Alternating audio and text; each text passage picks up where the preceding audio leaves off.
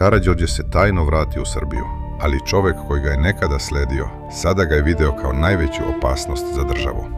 Karađorđe Petrović je bio vožd prvog srpskog ustanka, čovek koji je podigao narod protiv Osmanlija, ali posle sloma ustanka 1813. godine morao je da napusti Srbiju.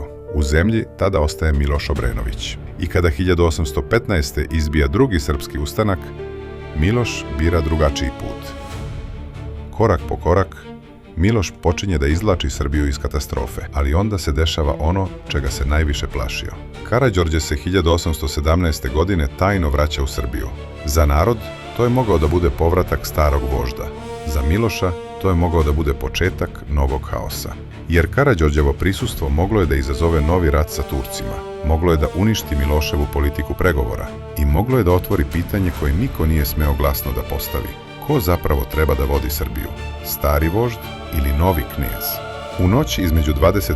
i 26. jula 1817. godine Karađorđe je ubijen u Radovanjskom lugu. Njegova smrt nije bila samo ubistvo jednog čoveka, bila je kraj jedne epohe srpske revolucije. Miloš je posle toga nastavio da gradi srpsku autonomiju, ali senka Karađorđeve smrti nikada nije nestala. Zato pitanje i danas ostaje otvoreno. Da li je Miloš uklonio opasnost koja je mogla da uništi Srbiju, ili je izdao čoveka bez koga te Srbije možda ne bi ni bilo? Napišite u komentarima.